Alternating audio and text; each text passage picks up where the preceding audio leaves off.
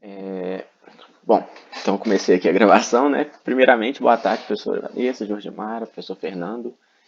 Hoje eu vou apresentar o meu trabalho sobre um estudo de caso de corrosão em tubos de aço inoxidável 316L em um secador rotativo de uma empresa mineradora de grafite, né? Para contextualizar, eu queria falar primeiro sobre a minha motivação para escolher esse tópico do meu trabalho. Eu tomei conhecimento da existência de um equipamento, né, um secador rotativo industrial de uma empresa mineradora de grafite que opera em 3 plantas industriais diferentes das cidades de Itapecerica, Salto da Divisa e Pedra Azul. E assim, eles têm condições de operação iguais, porém, enquanto os equipamentos de Itapecerica e Pedra Azul eles têm vida útil em torno assim, de 6 anos, os equipamentos de Salto da Divisa têm vida útil de aproximadamente 6 meses devido a problemas de corrosão em tubos de aço inoxidável 316L. Então isso me chamou a atenção porque é um equipamento que apresenta um custo de manutenção, mesmo reconstrução, muito alto e chama a atenção por ser um problema de corrosão em tubos de um material que é muito bom, apresenta propriedades de resistência à corrosão muito boas, né? Além disso, chama muita atenção o fato de que o problema só ocorre em uma das unidades e não é um problema pontual, é um problema constante. Essas figuras aí do slide, elas são fotos dos tubos tradicionais de grafite, né? Então pode-se ver o estado que os tubos ficam. Nessas figuras superiores aí tem a deposição do material, então isso acaba dificultando um pouco a visibilidade, mas por exemplo, nesse tubo aí de baixo, a gente consegue ver muitas imperfeições na superfície, né? Pontos de corrosão mesmo. A corrosão ela ocorre apenas na parede externa dos tubos, que é onde há o contato entre o material úmido com o tubo a alta temperatura. E assim, o secador ele tem 6 metros de comprimento, porém é interessante falar que o problema de corrosão ele ocorre de forma bem mais acentuada nos primeiros 2 a 3 metros, que é justamente a região de maior temperatura e onde o material apresenta uma maior umidade. E considerando que as variáveis do processo são assim, os materiais dos tubos, as características do processo, né, de temperatura, umidade, pressão e o tempo de processo, o cake do grafite e a água utilizada no processo, a única diferença significativa entre as unidades de sal da divisa e de Itapecerica é a água. Então, foi o que a gente, desde o começo do, do estudo, né, a gente já identificou esse problema na água e focou principalmente nisso. Então, tomando isso em conta, o meu objetivo com esse trabalho foi buscar compreender o fenômeno de corrosão dos tubos do secador e a proposição de alternativas técnicas e economicamente viáveis para a solução do problema do equipamento. Eu queria mostrar para vocês brevemente o processo do beneficiamento do minério, o qual o equipamento do estudo está inserido. O processo nacional de grafite ele constitui-se basicamente das etapas de lavra, moagem, flotação, filtragem e secagem. Esse secador mostrado na figura, já na parte final do tratamento, é o objeto de estudo do trabalho. Então ele opera com um cake de grafite que entra com uma umidade na ordem de 20% e sai do secador uma umidade máxima de 0,3%. O processo ele é contínuo, com a capacidade de secagem de 400 kg por hora e a temperatura do vapor d'água é de 160 a 175 graus Celsius. Existem vários tipos de secador, cada um com suas características indicadas por um tipo de processo. A Nacional de Grafite ela utiliza um secador de projeto próprio e é um secador rotativo, como esse que pode ser visto nas figuras. Aqui nós temos o vapor d'água que passa nos tubos menores e o cake de grafite ele fica em contato direto com esses tubos, promovendo a secagem. Então são esses tubos internos que eles sofrem a corrosão acentuada e acabam se rompendo após um tempo de uso. Diante do que foi apresentado, né, eu decidi fazer o trabalho sobre o processo de corrosão desses tubos. E eu não vou ficar falando aqui muito sobre a teoria de corrosão, mas descrevendo brevemente, né, a corrosão é a deterioração de material, geralmente metálico, por ação química ou eletroquímica do meio ambiente associada ou não a esforços mecânicos. E uma coisa que eu acho muito importante falar é que quando a gente está falando de resistência à corrosão, não pode se falar apenas do material e de sua composição, pois o processo de corrosão ele depende muito da interação do metal com o meio. Então, assim, um material que apresenta excelente propriedade de resistência à corrosão em um meio, não necessariamente ele vai apresentar as mesmas características em algum outro meio diferente. Então, assim, a velocidade e o tipo de corrosão eles são muito influenciados por exemplo, se o meio ele tem ou não umidade, o pH, a quantidade de oxigênio dissolvido, temperatura, presença de sais, micro-organismos, entre outras características, né? Uma prova disso, né, que nesse trabalho foi estudado um aço que tem ótimas propriedades de resistência à corrosão, que é o 316L. Porém, ele não tem se mostrado eficaz no meio que ele está sendo utilizado. Os aços inoxidáveis eles são uma das mais importantes classes de materiais da indústria moderna, devido à sua ampla aplicação em ambientes e equipamentos que operam com materiais corrosivos. E a base para os vários para os vários ácidos inoxidáveis é o sistema binário ferro-cromo, e as propriedades são modificadas pela adição de vários elementos de liga, sendo os principais o níquel, o molibdênio e o manganês. Cada um desses elementos de liga ele vai adicionar determinadas características ao ácido inoxidável, mas especialmente importante para esse trabalho, vale dizer que o molibdênio ele ajuda na resistência contra a corrosão localizada. O papel dele é agir na camada passivadora, aumentando sua espessura e estabilidade, dificultando a formação da corrosão localizada. Agora passando para a parte experimental do trabalho, para avaliação eu utilizei 3 ácidos inoxidáveis diferentes, o ácido 316L, que é utilizado no processo, o 317L, que seria um ácido de resistência à corrosão superior ao 316, e o 430, que seria um ácido inoxidável de resistência bem inferior.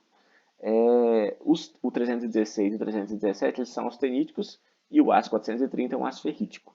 A composição química dos ácidos pode ser vista na tabela aqui apresentada, e os principais pontos de interesse aqui é o percentual de cromo e de molibdênio. Além disso, como a hipótese inicial foi de que o problema maior seria a água do processo, eu realizei testes utilizando a água do processo industrial de Salto da Divisa e a água do processo industrial de Itapecerica e também uma solução aquosa de 3,5% de NaCl. Não tive a oportunidade de realizar a análise de composição química da água das unidades, porém a própria Nacional de Grafite contratou uma empresa um tempo atrás para avaliação dessa água e encontrou esses valores apresentados nessa tabela. Então é interessante notar aqui que foi detectada uma elevada concentração de cloretos, e principalmente por ser uma cidade mais perto do litoral, então isso era um pouco esperado. Eu medi o pH das águas do processo industrial, mas foi praticamente neutro. A água de Salto da Divisa apresentou um pH de 7,3 e Itapecerica 6,5. O principal recurso que eu utilizei foram os ensaios de polarização potência dinâmica. Para esse ensaio eu lixei as amostras com lixo até 2000 mesh, e para caracterização eu fiz uma difração de raio-x nos produtos de corrosão.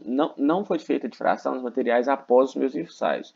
Eu raspei uma parede do tubo do secador que tinha sido inutilizado devido a problemas de corrosão.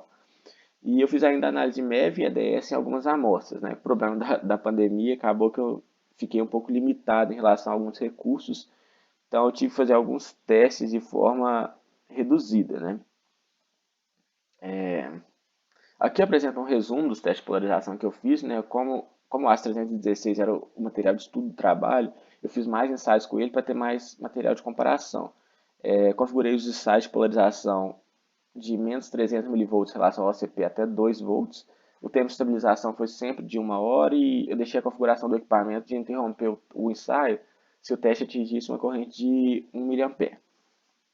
Também fiz alguns testes de polarização cíclica em alguns materiais. Passando agora para os resultados, eu vou falar inicialmente sobre os resultados do teste de difração de raio-x.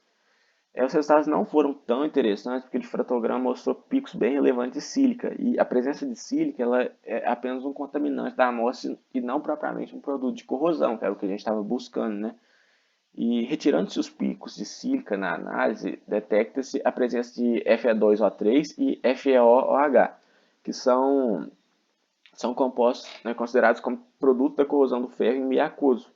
Esse resultado mostra que houve oxidação do ferro, ou seja, o ácido inoxidável ele não suportou bem as condições de trabalho no meio que ele estava inserido. Isso indica que houve uma agressão à camada passiva protetora de óxido de cromo. Em relação aos testes de polarização, eu queria começar falando sobre os testes com ácido 316L, tendo como meio a água do processo de Salto da Divisa. Observe-se aí pelos valores de densidade de corrente que o material ele apresentou comportamento típico de material em estado passivo. E quanto menor a densidade de corrente na região passiva, maior a capacidade de proteção da camada e menor a corrosão do aço. Percebe-se que o ensaio mostrou um potencial de pitch bem definido, que é quando a densidade de corrente aumenta de uma maneira abrupta diante de um pequeno aumento de potencial, caracterizando que um ou mais pits nucleares cresceram. O ensaio de polarização cíclica mostra que a curva no sentido reverso da varredura ela não cruza a curva no sentido direto de polarização no trecho que o material está em estado passivo. Então isso indica que o material não foi capaz de repassivar sobre os pits e criar uma nova camada protetora sobre eles. A região de esterese ela representa o crescimento dos pits que não se repassivaram. Então quanto maior essa área, menor a tendência do pit de repassivar. Essa é uma característica indesejável do material, porque mostra uma baixa capacidade de recuperação do filme no meio indicado. Através da análise de MEV, eu capturou-se, né, algumas imagens de amostra do aço de 316L antes de ser realizado qualquer ensaio de polarização, que são essa imagem aí da esquerda, e após o ensaio de polarização, que são essas aí da direita. E também foi identificada a composição, né, dos aços pela análise de ADS, que são essas composições, essas tabelas abaixo das imagens. Essas imperfeições aí reparadas, elas foram observadas ao longo de toda a superfície varrida durante o ensaio, essas da direita. Então, percebe-se na figura a existência de pontos de pitch, fortalecendo a hipótese de que o principal mecanismo de falha dos aços no meio estudado é justamente a formação e crescimento dos pits que levam à falha total dos tubos de aço. E pela composição, percebe-se que após o ensaio, a composição química apresenta uma elevada quantidade de oxigênio, além da presença de elementos como sódio, alumínio e cloro, que não foram detectados no aço antes do ensaio. A presença de oxigênio é devido à oxidação desses pontos. É interessante notar a presença do cloro nesse local, mesmo sendo um valor tão elevado quanto os demais elementos, ainda sendo uma concentração significativa de 1.700 ppm, bem superior ao que foi detectado na análise química da água apresentada. Isso ocorre porque os íons cloreto eles tendem a se concentrar nas regiões de pitch, intensificando a corrosão localizada. Aqui eu faço uma comparação do comportamento do aço 316L em diferentes meios. Então existem alguns pontos interessantes de se comentar. Aqui mostrando as curvas aí sobrepostas, né, a gente vê que a solução aquosa de NaCl 3,5% foi claramente o meio mais corrosivo ao aço 316. Nesse meio, o potencial de corrosão foi menor do que nos demais, representando a menor resistência do aço nesse meio. Além disso, o potencial de pitch foi bem inferior ao dos demais meios. Em relação à comparação entre o comportamento do aço com a água do processo de sal da divisa e a de Itapecerica, que é a comparação principal, né, a gente nota aí que nos dois meios o potencial de corrosão foi bem próximo, porém a grande diferença está no potencial de pitch, né? A curva de polarização do aço, quando testado na água de Itapecerica, ela não apresentou um ponto que a densidade de corrente cresceu abruptamente, e então o potencial de pitch não foi tão bem definido.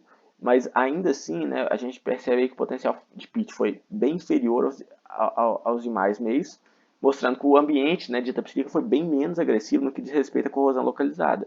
Isso se deve principalmente à falta, à ausência, né, dos sais que têm a capacidade de romper a camada passiva, como é o caso do Cl-. Percebe-se, né, que durante toda a curva, a densidade do aço na água de Itapecerica ficou bem menor, apresentou assim, densidades de corrente inferiores ao que foi apresentado nos demais ensaios. Isso aí corrobora, né, o efeito observado na prática, que o equipamento que opera em Salto da Divisa ele apresenta uma vida útil inferior aos que operam em Itapecerica, fortalecendo o argumento, né, de que o principal problema da diferença de comportamento dos equipamentos é justamente a água. O site de polarização do aço 317, tendo como meia água de salto da divisa, apresentou comportamento também típico de material em estado passivo. Também pode-se observar a região de potencial crítico de pitch. Mais para frente eu farei uma comparação de valores entre os aços. Aqui, né, a análise do MEV do aço 317 antes e após o ensaio, né, antes são essa imagem da esquerda e após é da direita. Não foram identificados muitos pontos de imperfeição, estruturas estranhas ao longo da varredura, porém foram identificados esses pontos pretos ao longo da superfície. Eles não se repetiram numa quantidade muito elevada, porém eles estavam espalhados ao longo da estrutura. Esses pontos possivelmente são pits que se formaram durante o ensaio de polarização. E comparando a morfologia do aço 317 com 316 após o ensaio eletroquímico, a gente percebe que no aço 316 foram detectados diversos pontos de pits, além daquelas estruturas de corrosão ao longo da superfície do aço. E o 317 apresentou uma superfície mais constante, com poucos ataques e irregularidades. Isso também fortalece a hipótese de que o aço 317 poderia apresentar um desempenho superior ao 316 nas aplicações requeridas. Aqui tem o ensaio de polarização no aço 430, né, que é um aço, né, ele é inferior, então ele apresentou resultados bem piores que os demais, mas vou falar um pouquinho mais na hora da comparação. Né, comparando os três aços, tendo como meio a água do processo de saldo da divisa, as curvas elas mostram que os aços apresentaram potencial de corrosão com valores relativamente próximos. A grande diferença entre os três aços inoxidáveis se dá no potencial crítico de corrosão por pitch, onde o aço 317 apresenta uma resistência bem superior ao aço 316, que é utilizado no equipamento. Né? O maior teor de molibdênio do aço 317 é o que explica a sua maior resistência à corrosão por pitch, como eu tinha já falado lá no começo do trabalho, né? No começo da apresentação. E comparando as curvas de polarização cíclica, né, a gente percebe que os ácidos eles apresentaram curva de esterese após a inversão do sentido de varredura, e em nenhum deles a curva no sentido reverso cruza a curva no sentido direto, mostrando que não houve repassivação dos pits em nenhum dos materiais. Uma consideração importante, que eu acho importante ser feita, é que os ensaios eles foram realizados em temperatura ambiente, enquanto que a aplicação real, o aço trabalha na temperatura de processo de 160 a 175 graus Celsius. E pesquisas mostram que o aumento da temperatura ele provoca a diminuição do potencial de formação de pitch, porque ao aumento do coeficiente de difusão dos íons metálicos, favorecendo a cinética de corrosão. Então, a corrosão localizada ela vai ser facilitada com o aumento da mobilidade dos íons envolvidos. Então, com o aumento da temperatura, se aumenta a mobilidade dos íons, cloreto, por exemplo, né, que tem naquele meio, e, consequentemente, se acelera a quebra da camada protetora. Aqui, o comportamento... Eu fiz essa comparação aqui do aço 316 em Itapecerica com o 317 em Salto da Divisa, porque o aço 316 em Itapecerica seria como se fosse o comportamento ideal, porque assim, o equipamento apresenta uma vida útil bem longa. Então, essa comparação acho que é útil para reforçar o argumento de que a substituição do aço 316 por aço 317 em Salto da Divisa poderia fazer que o equipamento apresente um comportamento de vida útil mais próximo do que é visto em Itapecerica, porque percebe-se aqui que as curvas elas tiveram um formato parecido, alguns valores, por exemplo, o potencial de pitch foi relativamente próximo das duas curvas, então assim, isso reforça, né, o argumento de que essa troca poderia ser sim benéfica. Ainda, né, só comentando, né, que ainda assim o aço 316 em Itapecerica apresentou resultados melhores do que o 317 em Salto da Divisa, porque o meio de Salto da Divisa ele é mais corrosivo. Né? Mas o que a gente está buscando aqui é uma aproximação do comportamento que é visto em Itapecerica. Diante de tudo que foi apresentado ao longo do trabalho, eu propus algumas alternativas para a solução do problema. A primeira delas é a troca do aço inoxidável 316L pelo 317. De acordo com o que foi observado nos testes, né, o 317 apresentou melhores resultados, principalmente no que diz respeito à resistência à corrosão por pits. Não é uma medida que vai eliminar o problema, mas a mudança do material ela é uma alternativa de fácil execução, né? Então o aumento do custo de material seria na ordem de 65%, que eu fiz um orçamento assim fácil, mas assim não teria mudança no processo e não teria mudança no projeto do equipamento. Então seria uma coisa fácil de ser realizada e assim a gente não consegue prever o ganho de vida útil, mas é um teste que pode ser compensativo para a empresa fazer. O segundo ponto aí, né, o tratamento de desmineralização da água, isso poderia trazer ótimos resultados, porque a gente poderia deixar a água num estado semelhante ao que é em Itapecerica. Só que esse tratamento de desmineralização da água, ele seria muito caro. Provavelmente os custos com esse tipo de tratamento, ele seria até superiores ao custo de manutenção do equipamento. Então, uma solução que possivelmente não valeria a pena. Uma terceira proposição foi a utilização de revestimento polimérico. Né? O problema de revestimentos poliméricos é que, pela temperatura de trabalho ser de 160 a 175 graus Celsius, a maioria dos polímeros não aguentaria essa temperatura. No entanto, o Teflon ele apresenta temperatura máxima de trabalho de cerca de 250 graus Celsius. Então, ele suportaria essa temperatura. Então, e além do que, já é um tipo de revestimento comercial. Tem muita empresa que faz esse tipo de serviço. Então, seria uma alternativa à empresa também realizar esse tipo de teste. E uma possibilidade mais drástica que eu coloquei aqui seria a troca do tipo de secador. Né, que você teria que talvez buscar algum tipo de equipamento que utilize um processo de secagem convectiva e dessa forma haveria pouco contato entre o material úmido e o material metálico em alta temperatura, evitando assim ou pelo menos reduzindo custos com manutenção. Só que essa alternativa ela é bem drástica, porque ainda mais o grafite, se tratando do grafite, né, que ele tem certas características que, vamos supor, essa mudança do secador, do processo de secagem, ela poderia fazer com que o equipamento, com que o produto final não fosse esperado. Então, assim, é um estudo bem mais longo, bem mais amplo, que deveria incluir, inclusive, testes e protótipos, né? Então, deixei como sugestão para trabalho para frente. Então, concluindo, né, os ensaios mostraram que os ácidos inoxidáveis apresentaram uma resistência à corrosão bem superior quando trabalham em meio à água da unidade em Itapecerica, a unidade da empresa em Itapecerica, do que quando em meio da água de Salto da Divisa. Os ensaios mostraram curvas características na formação de pit nos ácidos 316L, quando em meio na água da Salto da Divisa, e a causa desses pits é provavelmente a presença de cloretos na água do processo industrial. As falhas dos tubos elas são causadas devido a corrosões localizadas. E os ensaios mostraram que o ácido 317 ele pode apresentar uma resistência contra corrosão em meia água de Salto da Divisa significativamente superior ao ácido 316L, podendo ser uma alternativa viável para a solução do problema.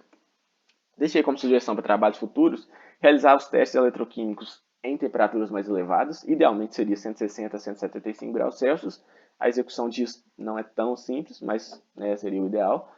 Realizar os mesmos ensaios utilizados com o ácido Plex 2205, porque é um ácido Plex que tem elevado percentual de cromo e molibdênio, então ele oferece alta resistência à corrosão localizada, seria um teste interessante de se fazer. Realizar uma análise química mais profunda das águas utilizadas nos processos. Desenvolver e analisar o comportamento dos ácidos com revestimento, preferencialmente revestimentos comerciais como Teflon, e desenvolver um trabalho de projeto mecânico para avaliação de um novo tipo de equipamento capaz de realizar a função de secagem nos materiais nas condições necessárias para a empresa. Bom, é isso e obrigado. Vou parar aqui a gravação para a gente fazer a discussão.